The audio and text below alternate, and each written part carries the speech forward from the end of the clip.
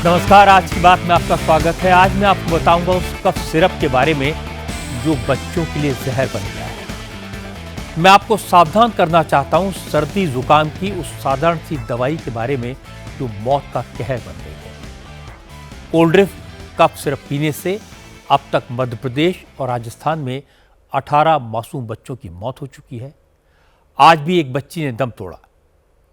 मामला इतना गंभीर है कि केंद्र सरकार ने लोगों को सलाह दी है कि मौसम में बदलाव के कारण अगर बच्चों को सर्दी जुकाम होता है तो कफ सिरप न दें, क्योंकि खांसी जुकाम कोई बीमारी नहीं है, 1-2 दिन में खुद ब खुद ठीक हो जाता है। सरकार का कहना है कि फिर भी अगर जरूरत पड़ती है तो डॉक्टर से कंसल्ट किए बगैर कफ सिरप न दिया जाए। पंजाब, हिमाचल, राजस्थान, मध्य प्रदेश, उत्तर प्रदेश और महाराष्ट्र की सरकारों ने कोल्ड ड्रिंक कफ सिरप पर पाबंदी लगा दी है। तमिलनाडु सरकार ने कोल्ड ड्रिंक कफ सिरप बनाने वाली कंपनी को सील कर दिया है। हैरानी की बात है कि गुजरात की 2 कंपनियों के कफ सिरप में भी भारी गड़बड़ी मिली है। कोल्ड ड्रिंक कफ सिरप में तो 39 तरह की गंभीर खामियां पाई गई हैं। इसकी जांच रिपोर्ट की कॉपी मेरे पास है। इस रिपोर्ट को पढ़कर साफ लगा कि कंपनी दवा नहीं, जहर बना रही थी, जिसको पीकर मौत निश्चित थी।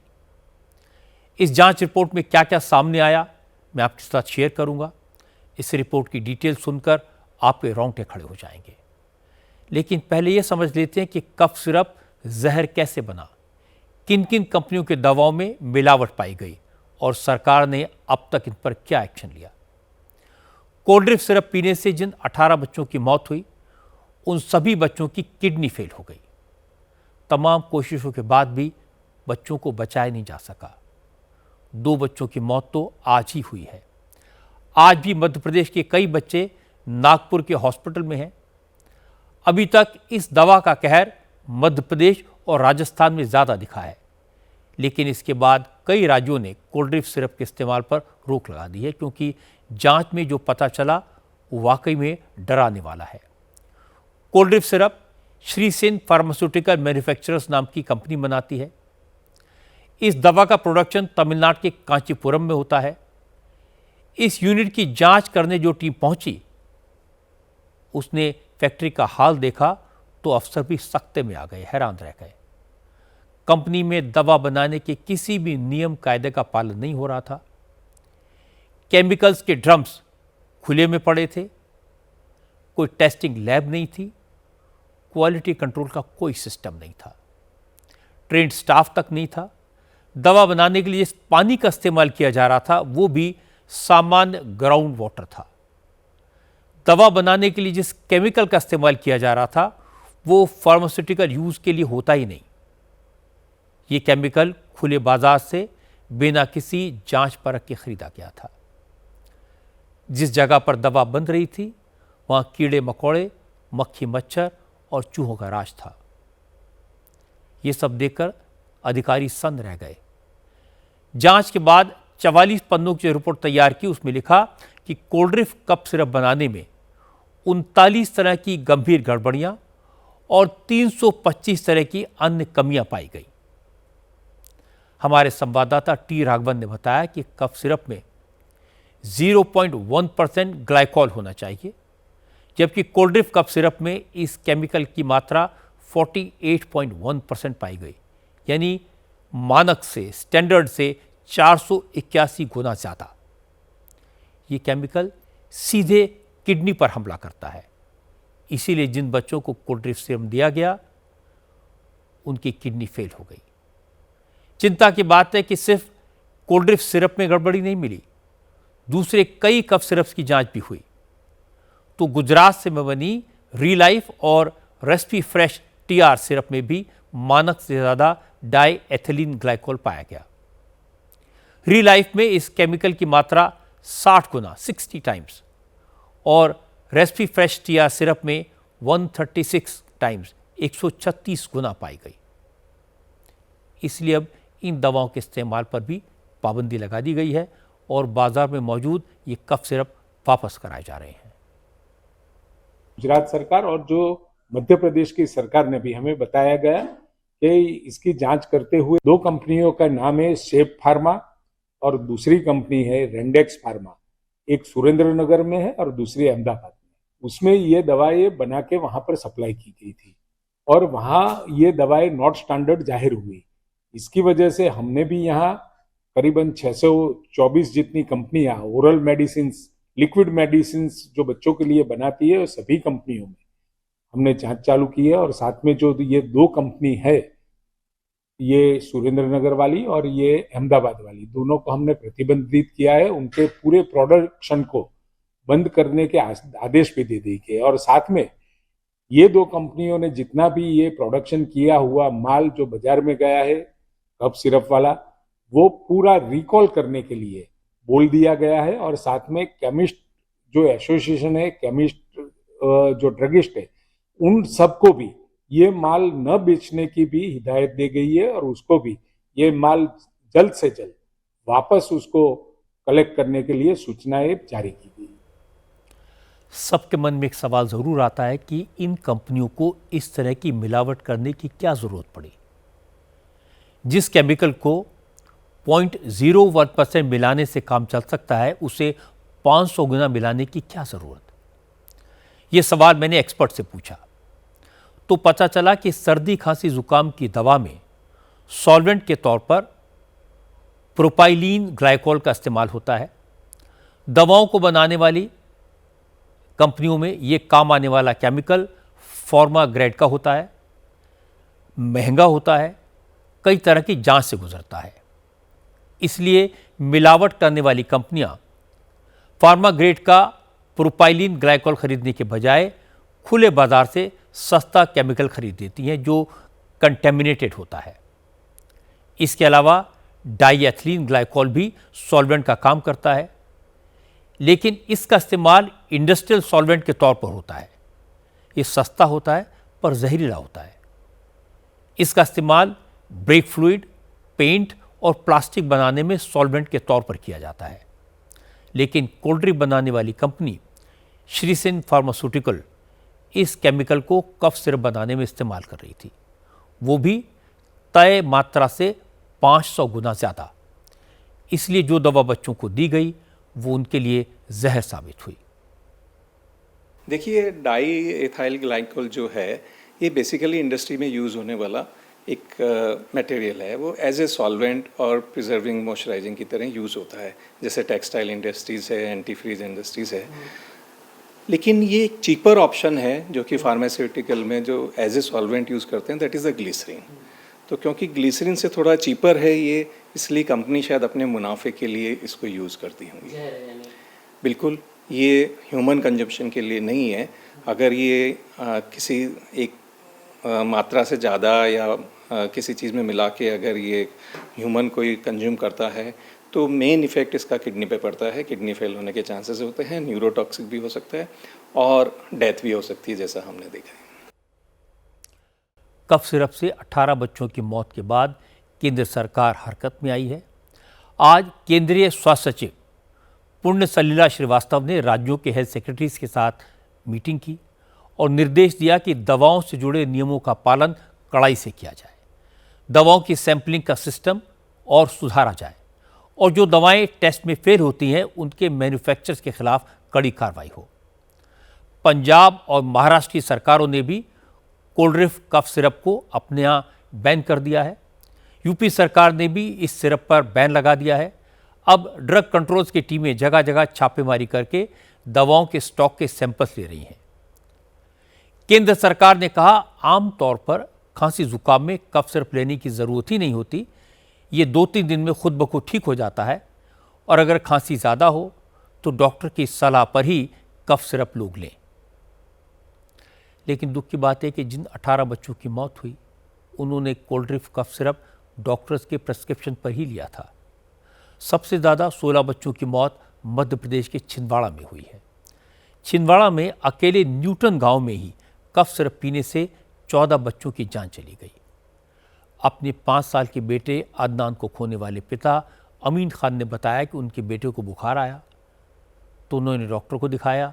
दवा से बुखार तो कम हो गया, लेकिन बच्चों को खाने पीने में तकलीफ होने लगी। इसके बाद बच्चों को नागपुर ले गए। वहाँ पता लगा कि कोल्ड ड्रिंक कफ सिरप पीने से बच्चे की किडनी फेल हो गई है। अमीन खान ने कहा उनका बेटा तो चला गया, लेकिन वो नहीं चाहते किसी और के पिता को अपनी बेटी की डेड बॉडी गोद में उठानी पड़े। इसलिए जहरीली दवा बनाने वालों के खिलाफ सख्त से सख्त एक्शन होना चाहिए। जब उसका एनएसएस में उसका ट्रीटमेंट चल रहा था, सरकारी में ले जाने से पहले, तो उसका 3 डायलिसिस तक तो उसकी हलचल थी। इशारे में हमसे बात करता था वो, इशारे में ऐसा जैसे हम बोलते तो मुंडी हिलाता था वो।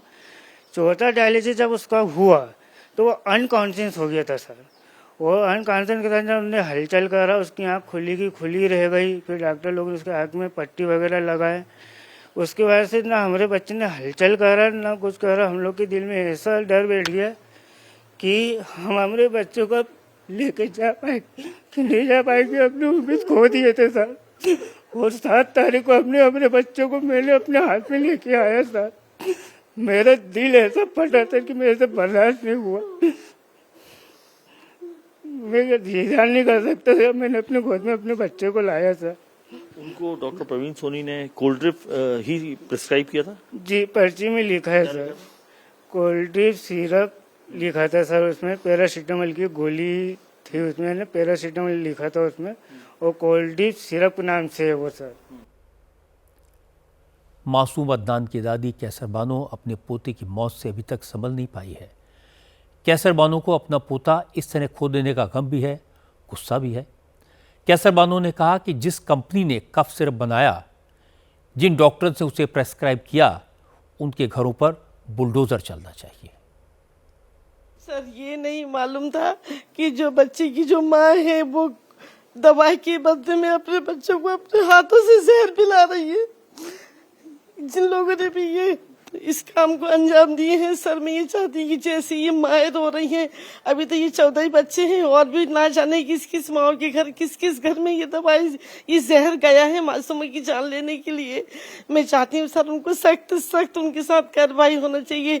जो गाज आज हम पर गिरी है वो गाज उन पर भी गिरे, जब ये उनको दिल में जब ठेस लगी पहुंचेगी कि क्या होता है एक औलाद का दर्द, जब उनको समझ में आएगी सर, उनकी भी सख्त सख्त कार्रवाई होनी चाहिए। और मैं तो चाहती हूँ कि जैसे प्रशासन का तो नियम ही हो गया है ना कि कोई भी अगर कुछ है तो सीधे बुलडोजर पे आ रहे हैं, तो इनके घर पे क्यों नहीं बुलडोजर चल रहे हैं? इनके घर पे भी बुलडोजर चलने की मैं मांग करती हूँ। मैं दादी हूँ, मैं मांग कर रही है सरकार से, प्रशासन से। कोल्ड ड्रिंक कफ सिरप से मौतों का सिलसिला 1.5 महीने पहले शुरू हुआ था।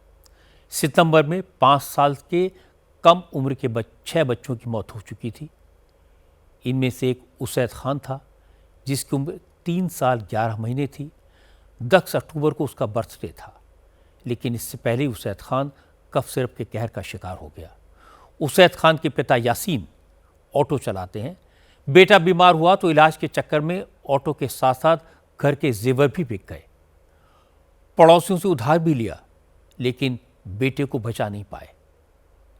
सर, डायलिसिस के पहले तक तो वो बातचीत करा थोड़ा बहुत। क्या बोल रहा था? अब्बू घर ले चलो, घर ले चलो बोल रहा था बच्चा। डायलिसिस के पहले मेरे को घर लेके चलो, यहाँ मत रखो मेरे को। लेकिन जिस दिन पहला डायलिसिस हुआ उसके बाद नहीं उठ पाया वो, बेहोश ही रहा। इस इलाज में मेरे को समथिंग 3.5 लाख रुपए लग गया सर। कहाँ से लाए इतना पैसा आपके सब? सर, मेरे पास ऑटो थी, वो भी बेच दिया मैंने। ऑटो बेच दिया आपने? जी, इलाज के दौरान। और थोड़े बहुत जेवर वगैरह थे वो बेचा, और थोड़े बहुत बाहर से मतलब मोहल्ले वालों से, दोस्तों भाई बंधुओं से थोड़ी सी मदद मांगी, उसमें मैंने इलाज करवाया बच्चे का। सर, नॉर्मली फीवर आया हुआ था बच्चे को। कब? 25 अगस्त को। ठीक है। तो नॉर्मली था, थोड़ी बहुत दवाई गोली घर की हमने। फिर उसके बाद हमने 31 तारीख को अमन सिद्दीकी डॉक्टर के यहाँ लेके गए फीवर दिखाने के लिए। तो उन्होंने गोली दवा सिरप वगैरह लिखा हमको। 1 हफ्ते की दवाई चली। तो ये सिरप भी था उसमें, ये कोल्ड ड्रिप सिरप भी था उसमें। ये सब चीज हमने यूज करे। उसके बाद उसको बुखार में तो आराम लग गया, लेकिन 2 दिन बाद उसको यूरिंग बंद हो गई, यूरिंग नहीं कर रहा था।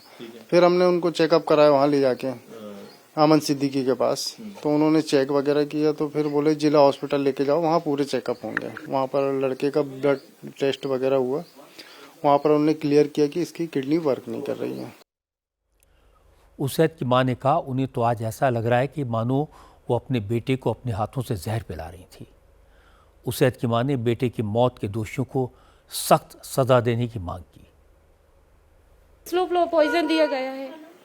हम खुद सोच नहीं पा रहे कि जिसको हम दवा समझ रहे हैं उसको जहर दे रहे थे, धीरे धीरे मौत की ओर धकेल रहे थे। मुझे तो ये एहसास हो रहा है जो गलत है उसे सजा मिलनी चाहिए। बस मैं तो विनती यही करती हूँ हाथ जोड़ के कि सजा मिलनी चाहिए, क्योंकि एक दो की बात नहीं है, हमारे जैसे बहुत से माँ बाप हैं। जिन मासूम बच्चों की कोल्ड ड्रिंक सिरप की वजह से मौत हुई है, उनके परिवार वालों की बातें सुनकर दिल दहल जाता है। किसने बताया कि सिरप पीने के बाद बच्चा एक घूंट पानी भी नहीं पी सका। बच्चों को बचाने के लिए पिता ने ज़मीन गिरवी रखकर 4 लाख का कर्जा लिया, लेकिन पैसा किसी काम नहीं आया। किसी को डॉक्टर ने बताया कि सिरप पीने के बाद उनके बच्चे की दोनों किडनीज फेल हो गई हैं। इलाज के लिए पिता ने अपना ऑटो बेच दिया, पर जब बेटे की लाश हाथ में आई तो सब्र का बांध टूट गया। ऐसे कितने सारे केसेस हैं, कितनी सारी दर्द भरी कहानियां हैं।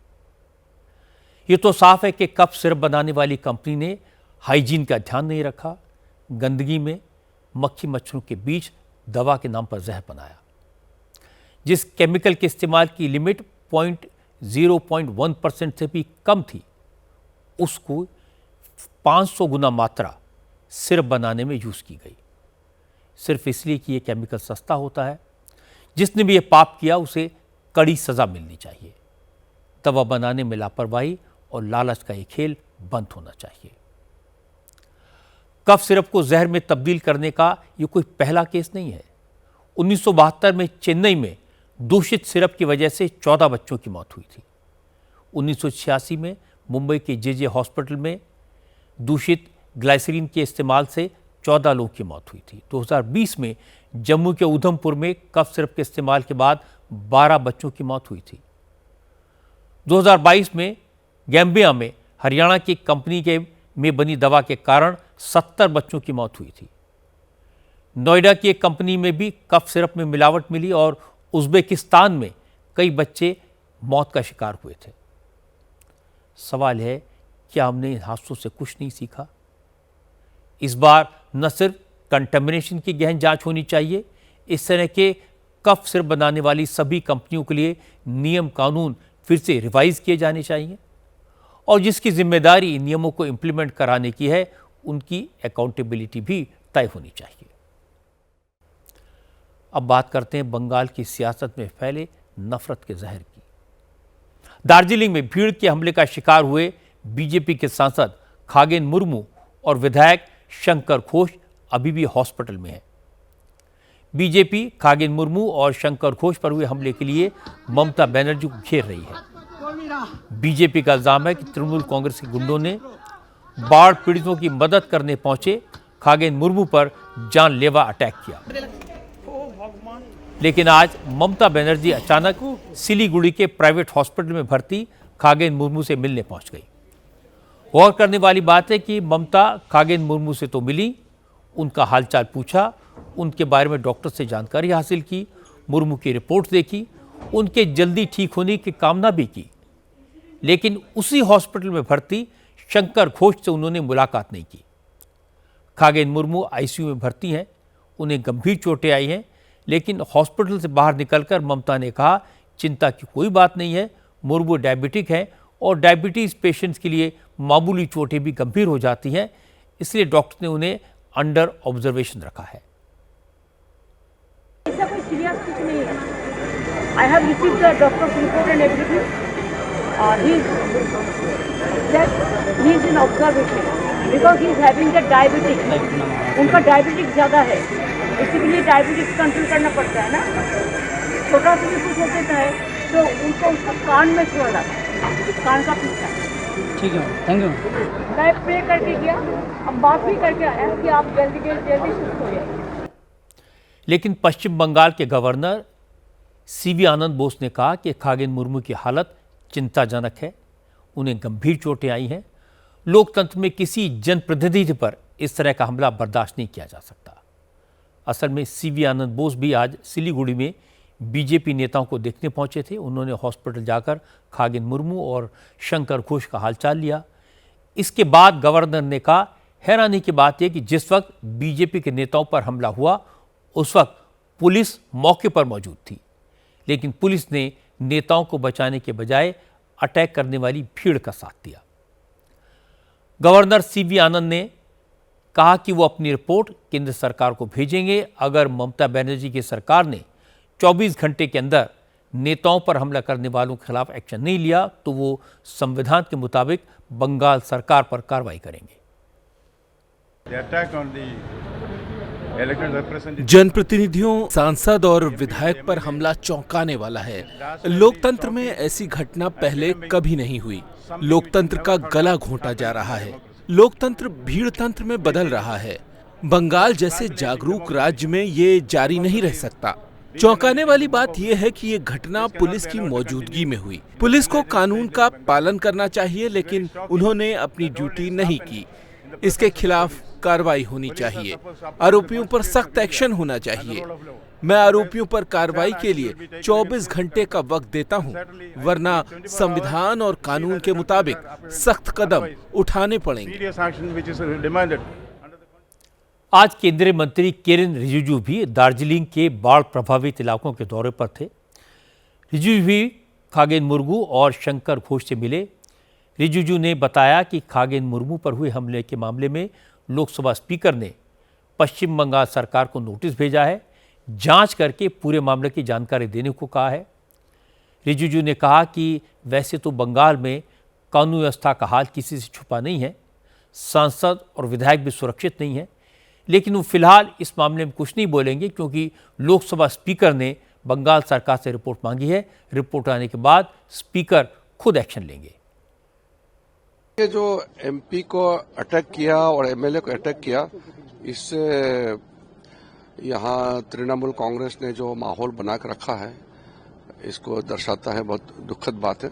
उसको लेकर के लोकसभा स्पीकर साहब के यहाँ से नोटिस साहब किया है।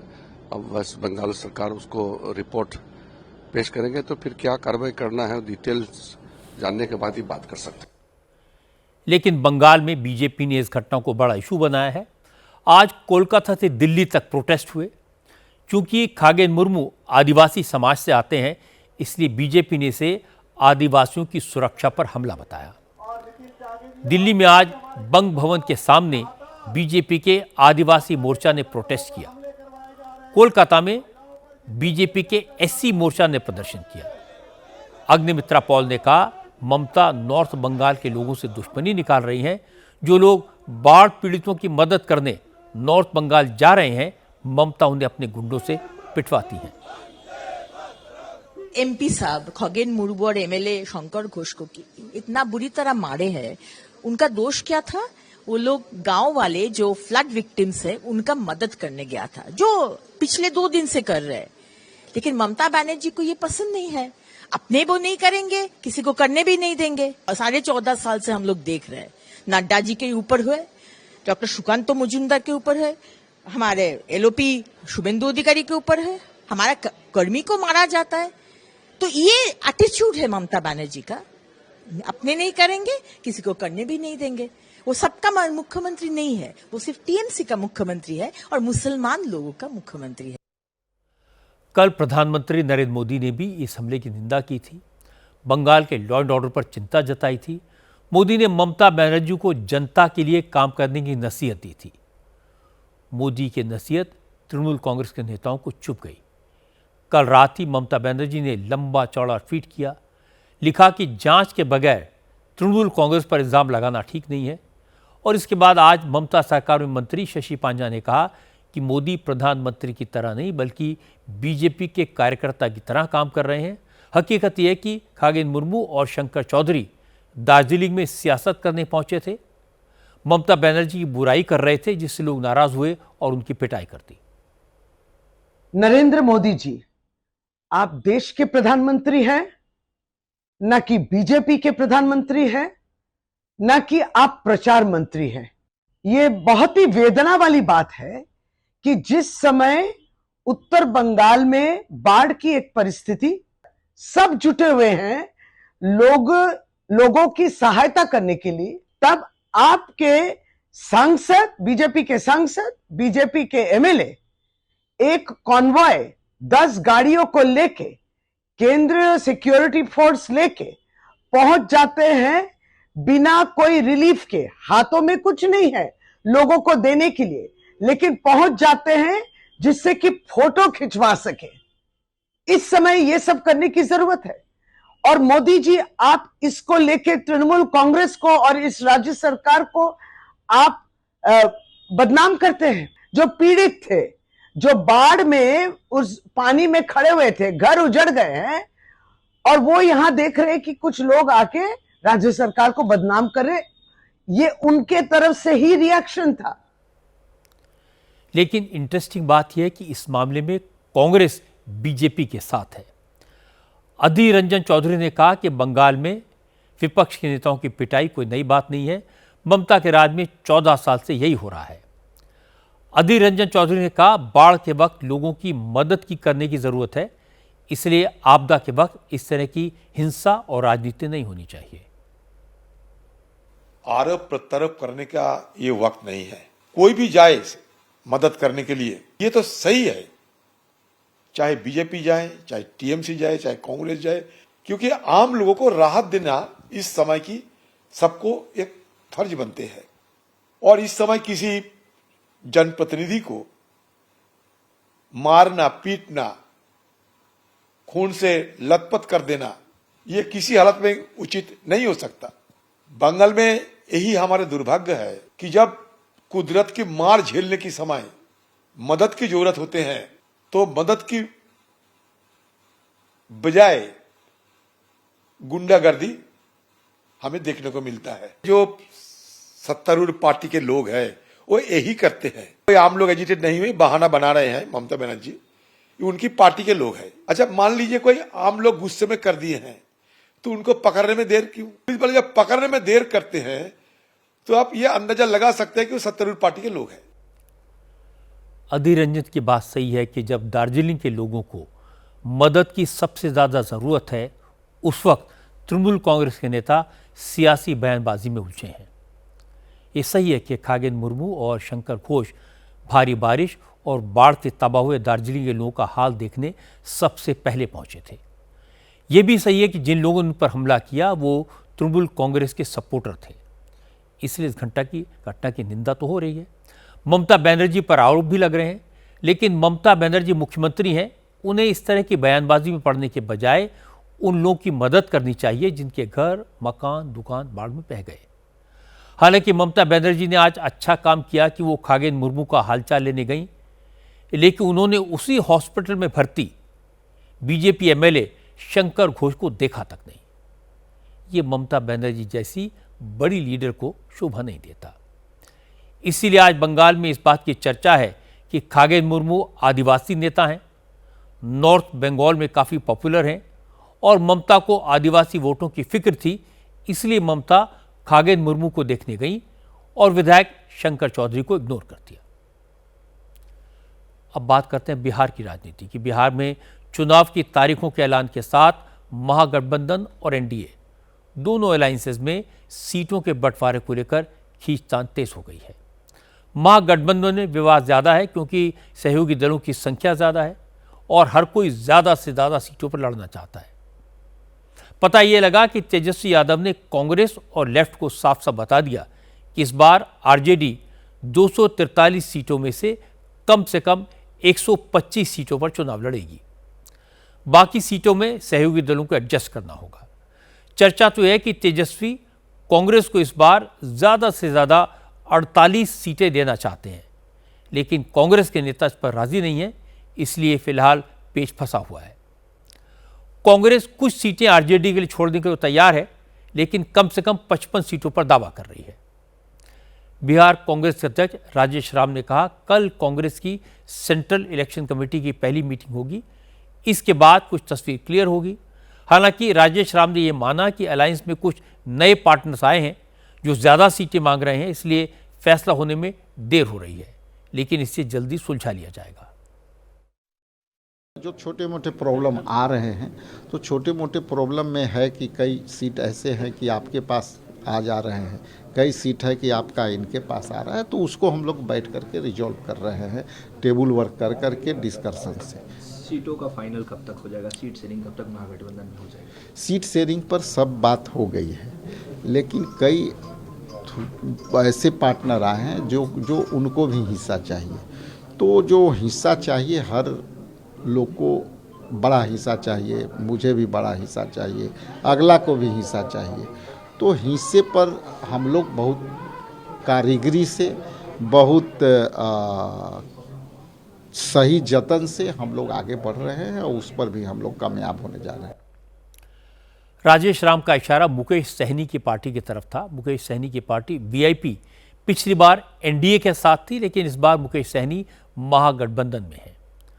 कांग्रेस ने मुकेश सहनी के रूप पर सवाल उठाया तो मुकेश सहनी ने भी कांग्रेस को खरी खरी सुना दी। उन्होंने कहा कि देश में भले ही कांग्रेस बड़ी पार्टी है, लेकिन बिहार में आरजेडी सबसे बड़ा दल है और बिहार में सबको तेजस्वी यादव के पीछे खड़ा होना होगा। हम एज ए गठबंधन के पार्टनर है, और पार्टनर सिर्फ बड़ा दल होने से नहीं होता है। आप अभी आपका उस राज्य में आपका स्टेक क्या है, कहाँ पे आप कितना पूंजी लगा के बैठे हुए हैं और कितना आपके पास पूंजी है, उन अनुकूल डिसाइड होता है कि आपको उसमें हिस्सेदारी क्या मिलना है। निश्चित तौर पे देश लेवल पे अगर बात करेंगे तो कांग्रेस पार्टी बहुत बड़ी पार्टी है और उनके पीछे हम लोग खड़े हैं।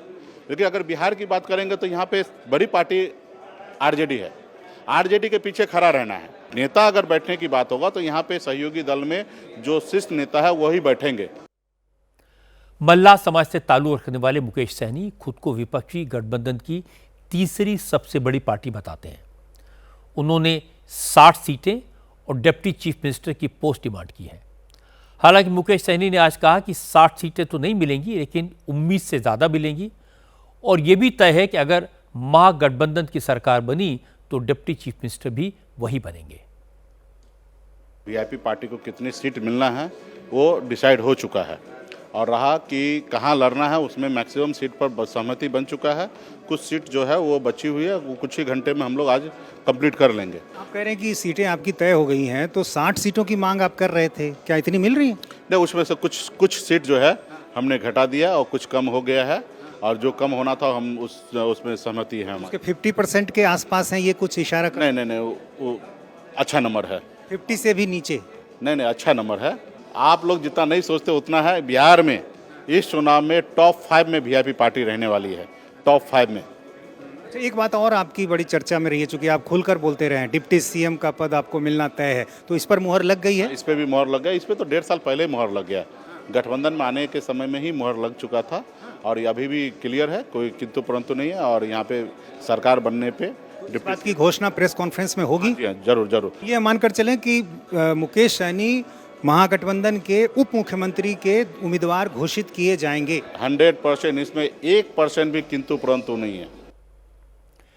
विपक्ष में चल रही रस्साकशी पर बीजेपी भी निशाना साध रही है। सुधांशु त्रिवेदी ने कहा कि 14 नवंबर तक चीफ मिनिस्टर और डिप्टी चीफ मिनिस्टर बनने का ख्वाब तो कोई भी देख सकता है, लेकिन हकीकत यह है कि लालू के परिवार से लेकर महागठबंधन तक हर जगह सब आपस में लड़ने में लगे हैं और बिहार की जनता सब देख रही है।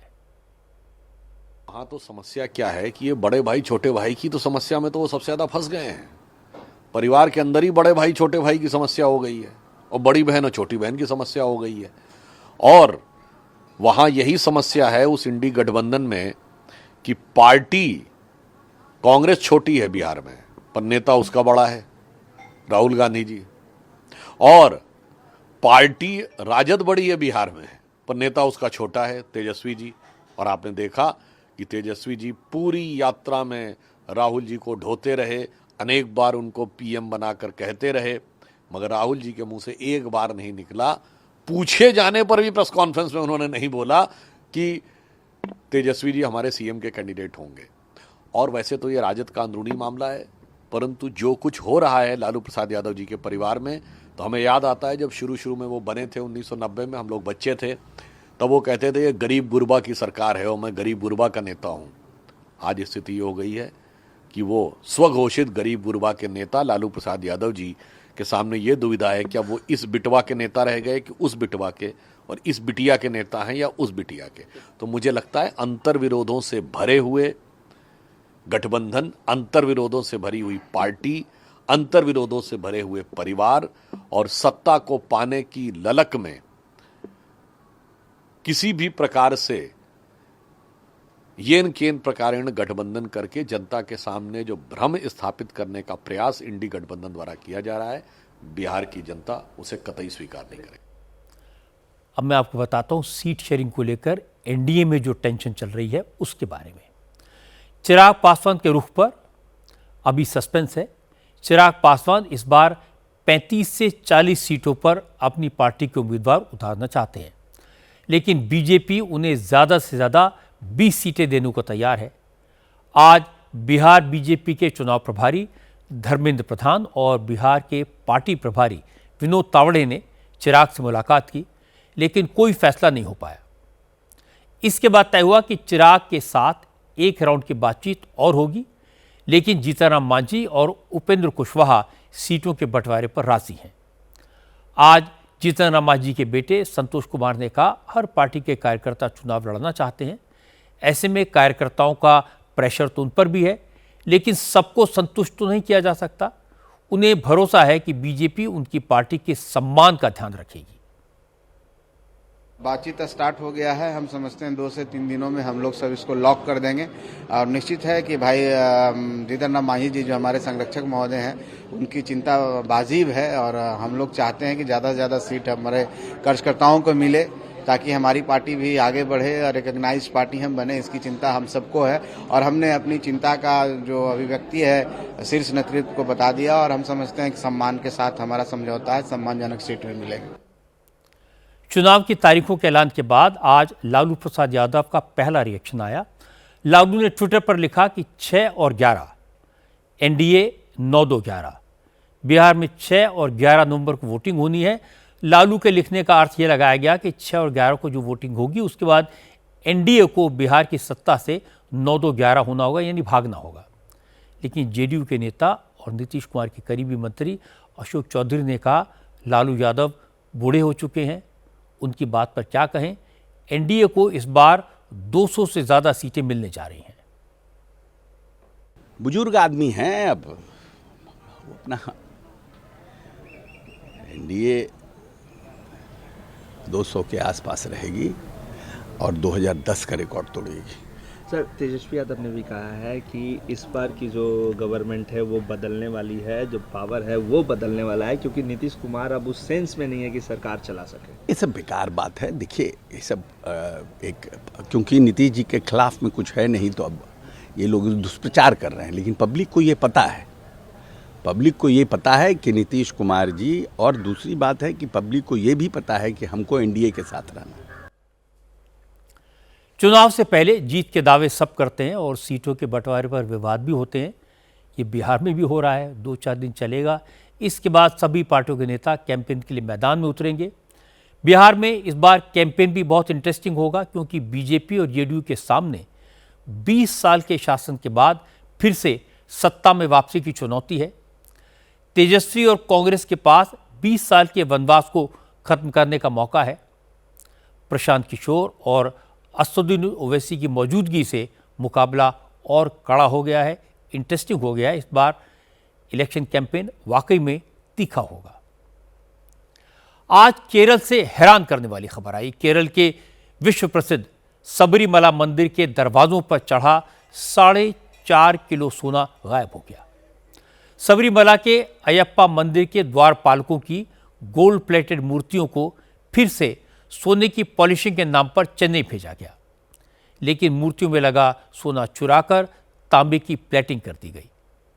ये मामला तब सामने आया जब केरल हाईकोर्ट ने सबरीमला की संपत्तियों का सही ब्यौरा जमा करने का आदेश दिया। रिटायर्ड जस्टिस केटी शंकरन की निगरानी में सबरीमला मंदिर की सभी संपत्तियों का वजन किया गया, तो द्वारपालकों की मूर्ति का वजन 4.5 किलो कम निकला। पता चला कि 2019 में त्रावणकोर देवास्वम बोर्ड ने सबरीमला मंदिर के द्वारपालकों की तांबे की मूर्तियों पर लगी गोल्ड प्लेटिंग को पॉलिशिंग के लिए चेन्नई भेजा था। इस काम की जिम्मेदारी उन्नीकृष्णन पोट्टी नाम के शख्स को दी गई थी। जब ये मूर्तियां पॉलिश होने के बाद चेन्नई से सबरीमला मंदिर वापस आईं तो इनका वजन 4.5 किलो कम हो गया था। देवस्थानम बोर्ड के अधिकारियों को इस बात की जानकारी थी, फिर भी उन्होंने कोई एक्शन नहीं लिया। जब 6 महीने में ही मूर्तियों की पॉलिश फीकी पड़ने लगी तो देवस्थानम बोर्ड ने एक बार फिर से ये मूर्तियां उन्नीकृष्णन के हवाले कर दी। लेकिन इस साल फिर से द्वारपालों की मूर्तियों की चमक फीकी पड़ने लगी तो देवस्थानम बोर्ड ने द्वारपालकों की मूर्ति को पैनल से ही हटा दिया। इसकी शिकायत हाईकोर्ट में की गई। हाईकोर्ट ने भी इस मामले में हैरानी जताई, कहा कि मामला बिल्कुल साफ है, मंदिर का सोना चोरी हुआ है। देवस्थानम बोर्ड को इसकी पूरी जानकारी थी, लेकिन कोई एक्शन नहीं हुआ। हाईकोर्ट ने केरल की लेफ्ट डेमोक्रेटिक फ्रंट सरकार को कड़ी फटकार लगाई और मामले की जांच के लिए एसआईटी बनाने का आदेश दिया। जब मंदिर का सोना चोरी होने की खबर आई तो केरल में सियासी हंगामा हुआ। तिरुवनंतपुरम में कांग्रेस ने पिनराई विजयन की सरकार के खिलाफ प्रोटेस्ट किया।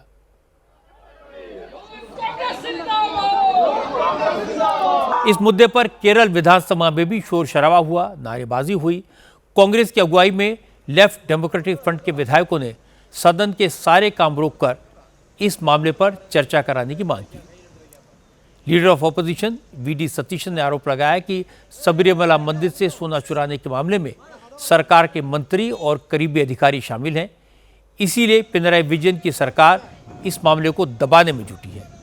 सतीशन ने पूछा कि सोना चुराने की जानकारी सामने आने के बाद भी देवस्थानम बोर्ड ने आखिर उन्नीकृष्णन पर एफआईआर दर्ज क्यों नहीं करवाई।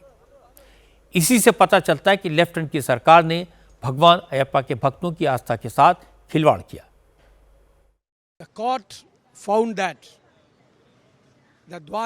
अदालत ने पाया कि सबरीमला मंदिर के द्वारपालक की मूर्तियां जिनको पॉलिश करने के लिए चेन्नई ले जाया गया था, वो चेन्नई गई ही नहीं थी। उनकी जगह नकली तांबे की मूर्तियां चेन्नई ले जाई गई थी। अदालत ने यह भी पाया कि सोने की द्वारपालक की मूर्तियां एक खरीदार को बेच दी गई। इसके बदले में कुछ लोगों को मोटा पैसा मिला। इसका मतलब है कि द्वारपालक की सोने की मूर्तियों को भारी कीमत में बेचा गया। देवस्थानम बोर्ड को इस बात की खबर 2022 में ही थी, फिर भी उन्होंने उन्नीकृष्णन पोट्टी के खिलाफ आपराधिक केस दायर नहीं किया, एफआईआर नहीं कराई। इसीलिए क्योंकि इस सरकार के कई अधिकारी और नेता जो देवस्थानम बोर्ड में हैं, वो भी इस चोरी में शामिल हैं। हमारे लिए हैरानी की बात यह है कि 2025 में देवस्थानम बोर्ड ने इसी उन्नीकृष्णन पोट्टी को फिर से द्वारपालक की मूर्तियों की पॉलिशिंग के लिए बुलाया। हमारी नजर में ये सबरीमाला की संपत्ति में फिर से सेंध लगाने की कोशिश थी। जब ये कंट्रोवर्सी बढ़ गई तो केरल सरकार ने देवस्थानम बोर्ड के डिप्टी कमिश्नर बी मुरारी बाबू को सस्पेंड कर दिया। मुरारी बाबू 2019 में सबरीमला मंदिर के एडमिनिस्ट्रेटिव ऑफिसर थे और उन्होंने ही द्वारपालकों की मूर्तियों के वजन को लेकर गलत रिपोर्ट सौंपी थी। हालांकि बीजेपी ने आज कहा कि एक अधिकारी हटाने से कुछ नहीं होगा। असली चोर तभी पकड़े जाएंगे जब इस मामले की जांच सेंट्रल एजेंसी को सौंपी जाएगी। अब तो ये बात बिल्कुल साफ हो गई है कि सबरीमला मंदिर के गर्भगृह को उसके कुछ हिस्सों को लूटा गया था। कुछ लोगों ने उसको चुरा लिया था। अदालत ने कल अपने फैसले में इसका स्पष्ट रूप से जिक्र किया है। लेकिन बदकिस्मती ने अदालत ने केरल के मुख्यमंत्री के मातहत काम करने वाले एक अधिकारी को ही इसकी जांच करने की जिम्मेदारी सौंप दी। मुझे इस जांच की पारदर्शिता पर शक है, क्योंकि इस मामले के दोषी लोग मुख्यमंत्री के बेहद करीबी हैं। इनमें से पहला उन्नीकृष्णन पोट्टी है, दूसरे देवस्थानम ट्रस्ट के मौजूदा और पूर्व अध्यक्ष हैं। इनमें देवस्थानम विभाग के मौजूदा और पूर्व मंत्री भी शामिल हैं। ये सब लोग मुख्यमंत्री के बेहद करीबी हैं। ऐसे में बीजेपी का मानना है कि इस मामले की एक केंद्रीय एजेंसी से जांच कराने की जरूरत है। अगर केरल हाई कोर्ट सो मोटो एक्शन न लेता तो सबरीमला से गायब हुए गोल्ड के बारे में पता ही नहीं चलता। सबसे इंटरेस्टिंग बात यह कि जिस व्यक्ति पर सोना चोरी करने का आरोप लगा, उसने कई साल पहले मंदिर के बोर्ड को ईमेल के जरिए लिखकर कहा था कि उसके पास जो बचा हुआ गोल्ड है उसे वो एक शादी के लिए इस्तेमाल करना चाहता है। ये वही व्यक्ति जिसे मूर्तियों पर सोना चढ़ाने की जिम्मेदारी दी गई थी। पूरा मामला शॉकिंग है। अब एक फॉर्मर जज से कहा गया कि वो मंदिर की सारी वैल्यूएबल्स की इन्वेंट्री बनाएं और मंदिर में जो भी मेल प्रैक्टिसेस हैं उन सबको एक्सपोज किया जाए। उम्मीद करनी चाहिए कि इस पूरी जांच से मंदिर के गोल्ड और वैल्यूएबल्स पर बुरी नजर रखने वालों पर लगाम लगेगी। मराठवाड़ा में बारिश और बाढ़ से जिन किसानों की फसल खराब हुई है, उनके लिए आज मुख्यमंत्री देवेंद्र फडणवीस ने सरकार का खजाना खोल दिया। फडणवीस ने बाढ़ प्रभावित किसानों के लिए 32,000 करोड़ रुपए के अब तक के सबसे बड़े राहत पैकेज का ऐलान किया। फडणवीस ने कहा, महाराष्ट्र में 63 लाख हेक्टेयर में खड़ी फसलें बर्बाद हो गई हैं, लेकिन सरकार किसानों के नुकसान की पूरी भरपाई करेगी।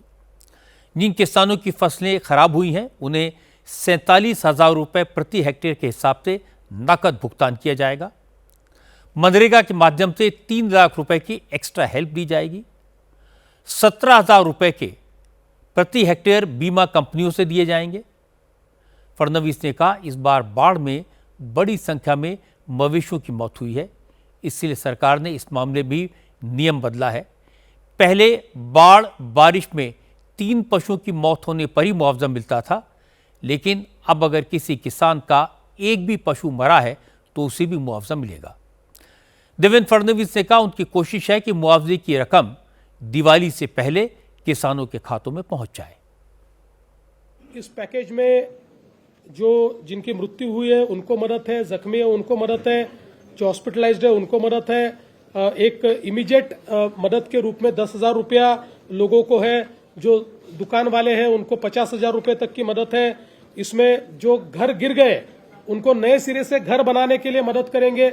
उसके साथ साथ जिनका घर का थोड़ा नुकसान हुआ है, पूरे गिरे नहीं है, उनको भी हम लोग कंपेंसेशन दे रहे हैं। जो मवेशियों को रखने के लिए शेड होता है उसके लिए भी हम लोग मदद करने वाले हैं। मवेशियों को एनडीआरएफ में अगर वो दूध देने वाला जानवर हो तो उसके लिए 3 जानवरों तक ही कंपेंसेशन दिया जाता है। हमने तय किया कि हम पूरा कंपेंसेशन देंगे, जितने मवेशी उनके एक प्रकार से मरे हैं उतना पूरा उनको हम कंपेंसेशन देंगे। इसके साथ साथ हम लोगों ने कंपेंसेशन देने के लिए जो 2 हेक्टेयर की एक मर्यादा होती है उसको भी 3 हेक्टेयर करने का निर्णय लिया है। और जो जमीन बहकर जाती है, बह गई है, जो जहां पर अब खेती लायक जमीन नहीं बची, वहां पर सॉइल लाना पड़ता है, मिट्टी लानी पड़ती है, उसके लिए 47,000 रुपया कैश कंपेंसेशन और 3 लाख रुपया नरेगा के माध्यम से हम लोग देने वाले हैं, ताकि वो किसान आने वाले दिनों में वापस सॉइल लाकर अपनी जमीन को रिस्टोर करे और अपनी खेती किसानी को वो शुरुआत कर पाए। इस बार बारिश और बाढ़ ने महाराष्ट्र के कई इलाकों में भारी तबाही मचाई है।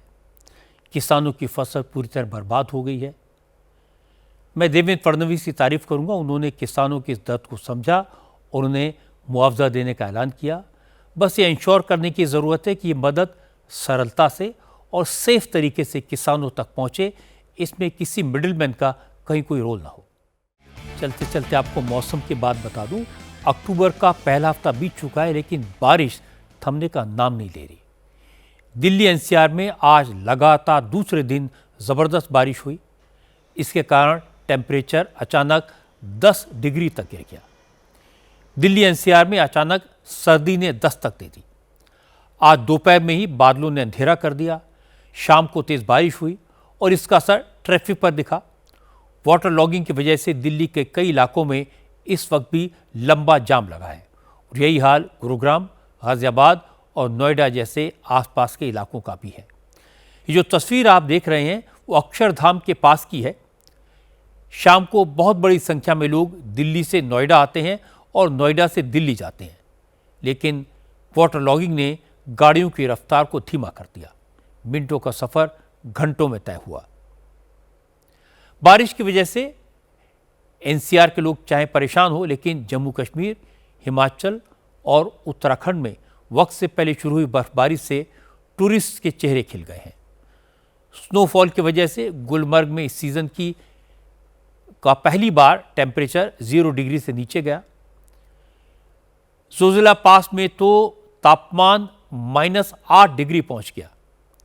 सड़क पर बर्फ की इतनी मोटी परत जम गई कि उसे हटाने के लिए बॉर्डर रोड ऑर्गेनाइजेशन ने स्पेशल स्नो क्लीनिंग मशीन का इस्तेमाल किया। गुलमर्ग, पहलगाम और सोनमर्ग जैसे इलाकों में जो टूरिस्ट थे वो बर्फबारी देखकर बहुत उत्साहित हुए।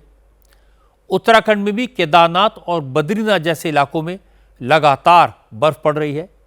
स्नोफॉल की वजह से तीर्थयात्रियों में खुशी का माहौल है, लेकिन सरकार ने लोगों को सलाह दी है कि केदारनाथ या बद्रीनाथ आने से पहले वो मौसम देख लें और जो तीर्थयात्री उत्तराखंड आ रहे हैं वो गर्म कपड़े और इमरजेंसी की दवाएं भी साथ लेकर आए। और आखिर में एक नज़र कल की बड़ी खबरों पर। प्रधानमंत्री मोदी कल नवी मुंबई एयरपोर्ट और मुंबई मेट्रो के आखिरी फेज का उद्घाटन करेंगे। कल प्रधानमंत्री मोदी ब्रिटिश प्राइम मिनिस्टर की स्टारमर के साथ मुंबई में ग्लोबल फिनटेक फेस्ट में शामिल होंगे। कल वायुसेना दिवस है। हिंडन एयरबेस पर होने वाली परेड में रक्षा मंत्री राजनाथ सिंह हिस्सा लेंगे। अखिलेश यादव कल रामपुर जाकर आजम खान से मुलाकात करेंगे। वित्त मंत्री निर्मला सीतारमण और योगी आदित्यनाथ कल अयोध्या में बृहस्पति कुंड का उद्घाटन करेंगे।